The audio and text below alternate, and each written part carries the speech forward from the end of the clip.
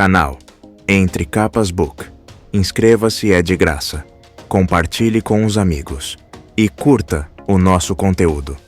Fazendo isso, você muito nos ajuda.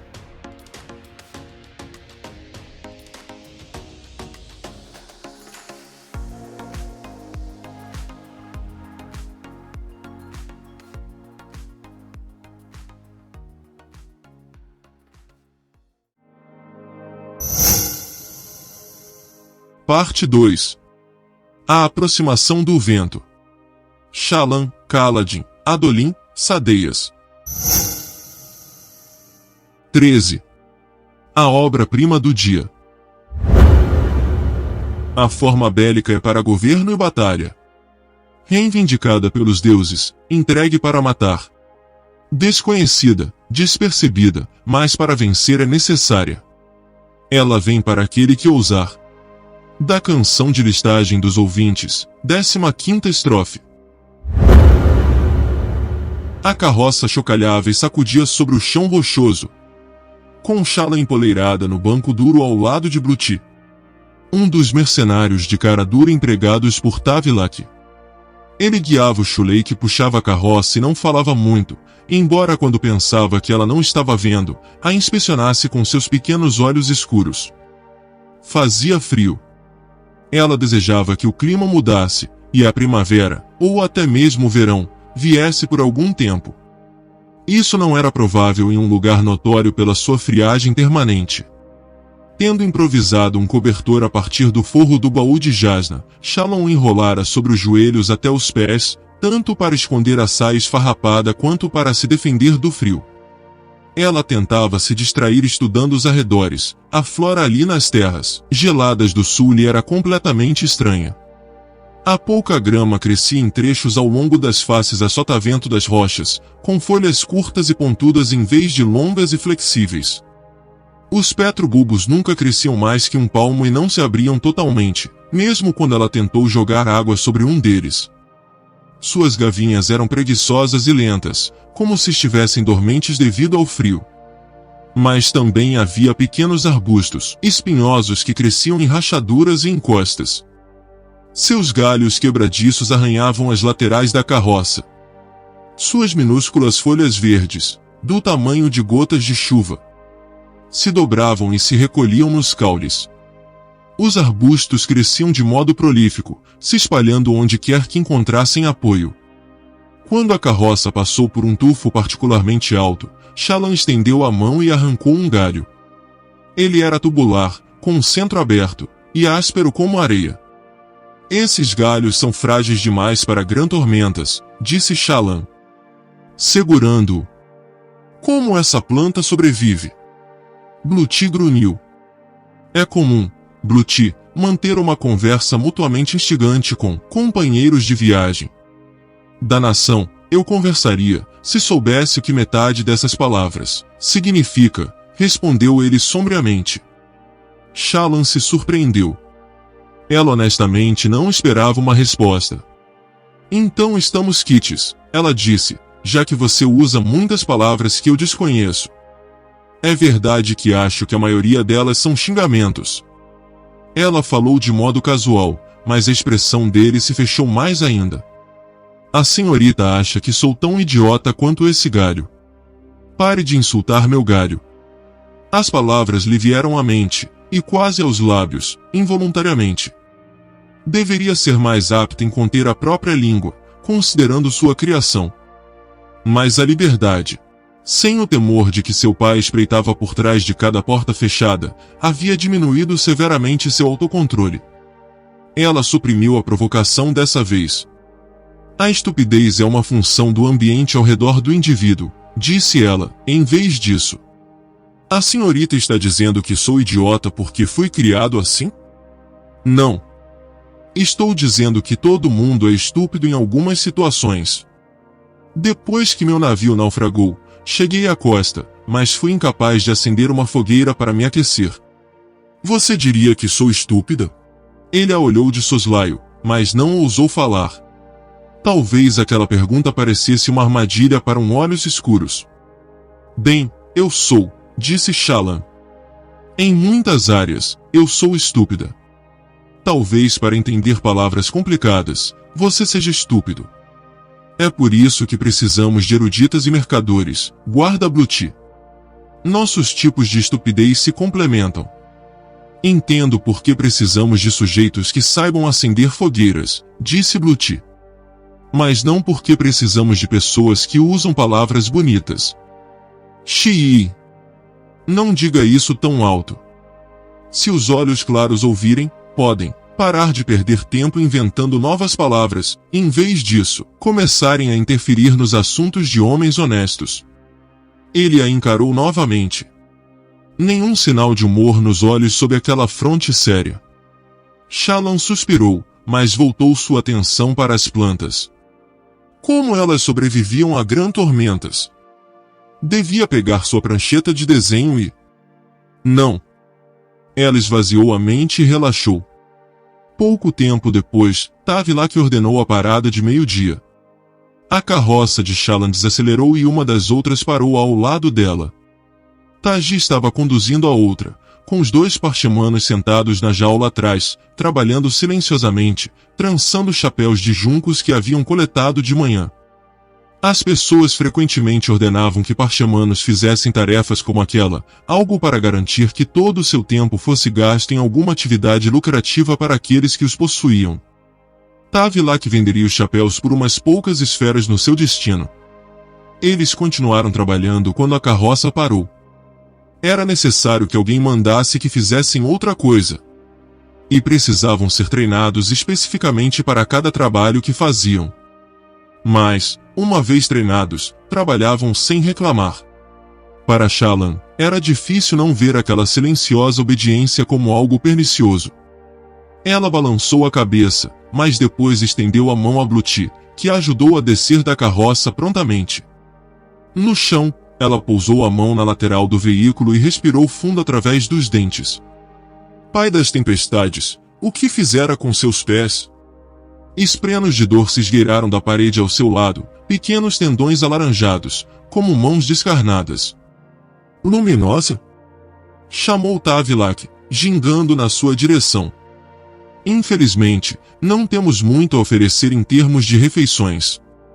Somos comerciantes pobres, como pode ver, e não podemos arcar com iguarias. O que você tiver será o suficiente, respondeu Shallan, tentando impedir que sua dor transparecesse, embora os esprenos já a houvessem entregado. Por favor, mande um dos seus homens descer o meu baú. Tavilac obedeceu sem reclamar, embora tenha ficado assistindo, cobiçosamente enquanto Bluti o baixava até o chão. Parecia uma péssima ideia deixar que ele soubesse o que havia no seu interior, quanto menos informação ele tivesse, melhor para ela. Essas jaulas, disse Shallan, olhando para a parte traseira da sua carroça. Pelos fechos na parte superior, parece que laterais de madeira, podem ser fixadas sobre as barras. Sim, luminosa, concordou Tavilac. Para grandes tormentas, sabe? Você só tem escravos o bastante para ocupar uma das 3 carroças, disse Shallan. E os parchemanos vão em outra. Essa aqui está vazia e será uma excelente carroça de viagem para mim. Monte as laterais. Mais luminosa. Ele soou surpreso. A senhora quer ser colocada em uma jaula? Por que não? Indagou Shallan, fitando seus olhos. Certamente estou segura sob sua custódia, comerciante Tavilac. Sim. Você e seus homens devem estar bem acostumados com viagens difíceis, disse Shallan calmamente, mas eu não estou. Ficar sentada sob o sol em um banco duro não é para mim. Uma carruagem apropriada, contudo, será uma melhora bem-vinda nesta viagem por áreas ermas. Carruagem? É uma carroça de escravos. Meras palavras, comerciante Tavilac, disse Shallan. Por gentileza. Ele suspirou, mas deu a ordem, e os homens puxaram as laterais debaixo da carroça e as prenderam por fora. Eles não usaram a da parte traseira, onde cava a porta da jaula. O resultado não parecia especialmente confortável, mas oferecia alguma privacidade. Shallan fez com que Bluti carregasse o baú para dentro. Para o desânimo de Tavilac. Então ela subiu e fechou a porta da jaula, depois estendeu a mão pelas barras na direção de Tavilac. Luminosa? A chave. Ah! Ele a puxou de um bolso, observando-a por um momento. Um momento longo demais, antes de entregá-la. Obrigada. Pode mandar Bluti com minha refeição quando ela estiver pronta. Mas vou precisar de um balde de água limpa imediatamente. Você foi muito solícito. Não esquecerei o seu serviço. Obrigado. Soou quase como uma pergunta. E ele parecia confuso ao se afastar. Ótimo. Ela esperou que Bluti trouxesse a água, então engatinhou, para não usar os pés, pela carroça fechada. Estava fedendo a sujeira e suor, e sentiu nojo ao pensar nos escravos que haviam sido mantidos ali. Depois pediria a Bluti que mandasse os parchemanos esfregarem o piso. Parou diante do baú de Jasnah, depois se ajoelhou e cuidadosamente levantou a tampa. Luz vazou das esferas infundidas ali dentro. Padrão esperava ali também, ela o instruíra a ficar fora de vista. Sua forma destacada na capa de um livro. Shallan havia sobrevivido até agora. Ela certamente não estava segura. Mas pelo menos não ia congelar ou morrer de fome imediatamente. Isso significava que finalmente precisava encarar questões e problemas maiores. Pousou a mão nos livros, ignorando seus pés latejantes por enquanto. Esses livros precisam chegar às planícies quebradas. Padrão vibrou com um som confuso, um tom questionador que implicava curiosidade. Alguém precisa continuar o trabalho de Jasnah, disse Shallan. Uritiru precisa ser encontrada, e os aletianos devem ser convencidos de que o retorno dos esvaziadores é iminente. Ela se arrepiou, pensando nos parchemanos marmorizados trabalhando a uma carroça de distância. Você. Continua? Perguntou o padrão. Sim. Ela havia tomado aquela decisão no momento em que insistiu que Tavilac fosse para as planícies quebradas. Naquela noite antes do naufrágio, quando vi Jasnah tão vulnerável. Eu sei o que tenho que fazer. Padrão zumbiu, novamente parecendo confuso. É difícil explicar, disse Shallan. É uma coisa humana. Excelente, respondeu o padrão, ansioso. Ela levantou uma sobrancelha. Ele evoluiu muito desde o período em que passava horas girando no centro de uma sala ou subindo e descendo pelas paredes. Shallan retirou algumas esferas para uma melhor iluminação, depois, removeu um dos panos com que Jasnah havia envolvido seus livros. Estava imaculadamente limpo. Shallan mergulhou o pano no balde d'água e começou a lavar os pés.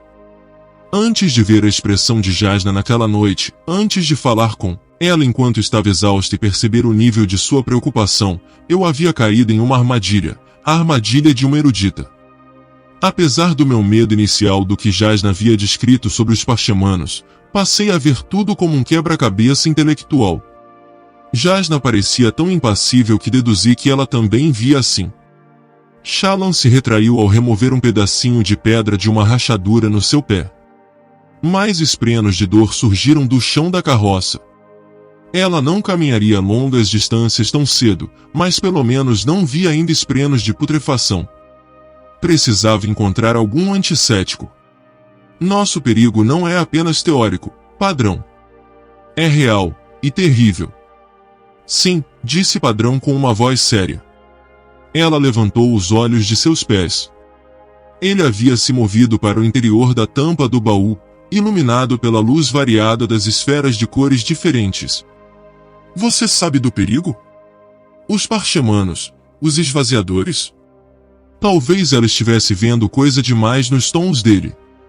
Ele não era humano e frequentemente falava com estranhas entonações. Meu retorno. Disse Padrão. Por causa disso. O quê? Por que não disse nada? Dizer. Falar. Pensar. Tudo difícil. Ficando melhor. Você me procurou por causa dos esvaziadores, disse Shallan, se aproximando do baú, o trapo ensanguentado esquecido na mão. Sim. Padrões. Nós nos preocupamos. Um foi enviado. Eu.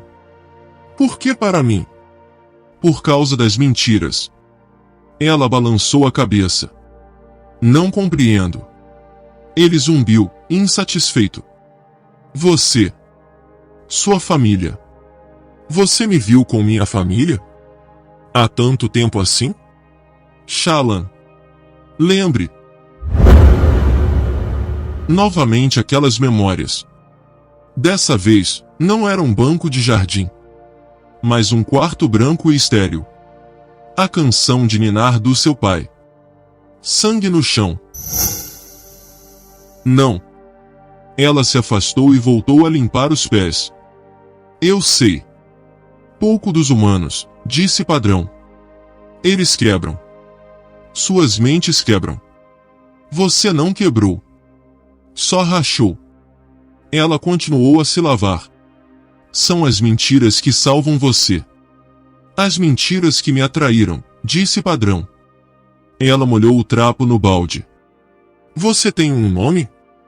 Chamei você de Padrão, mas isso é mais uma descrição. Nome é números, respondeu Padrão. Muitos números. Difícil de dizer. Padrão. Padrão está bom. Contanto que você não comece a me chamar de caótica. Como contraste, disse Shallan.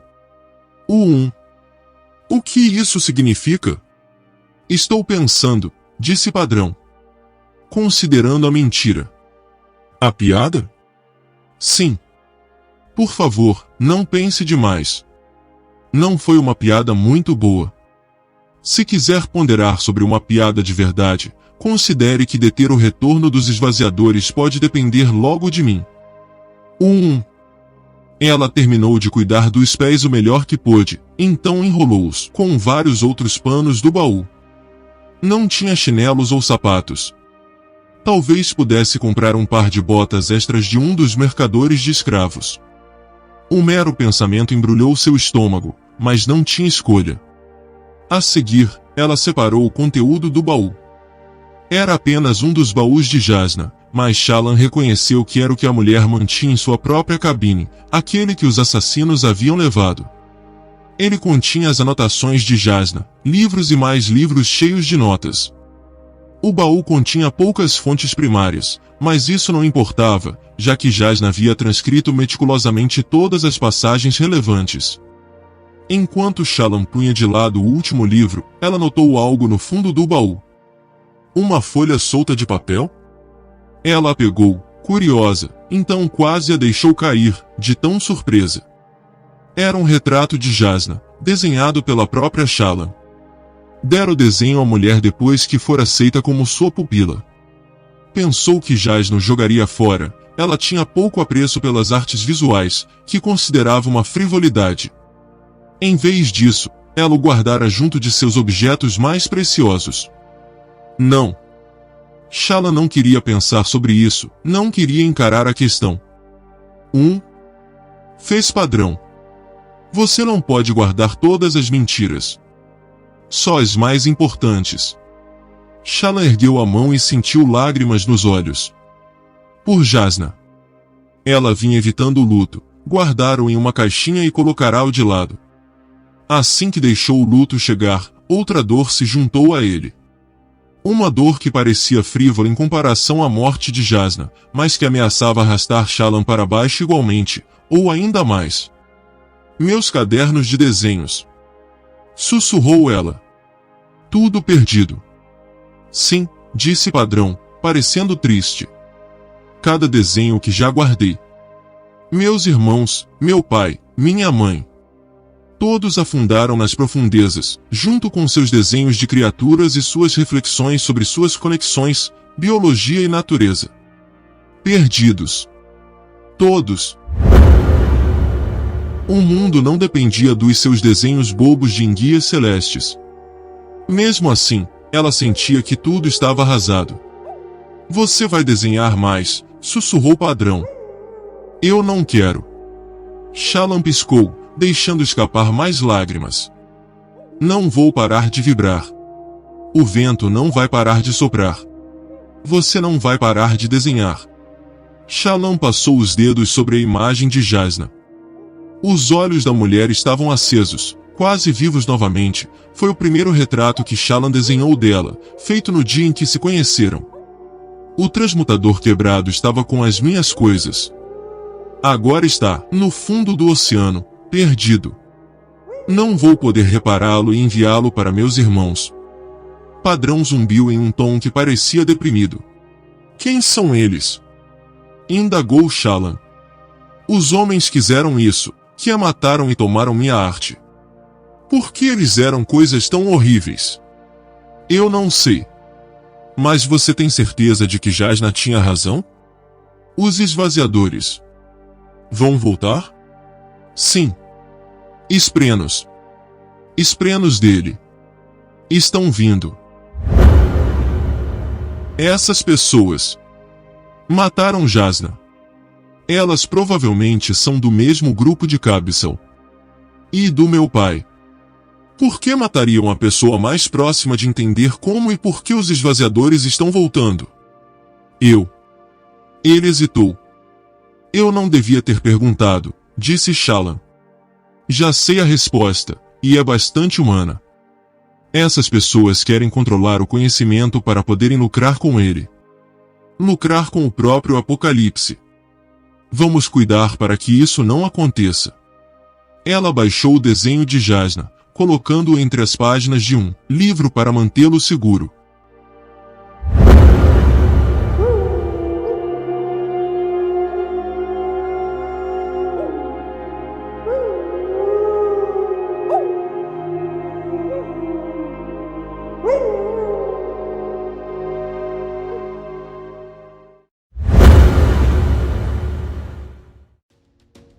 Canal Entre Capas Book.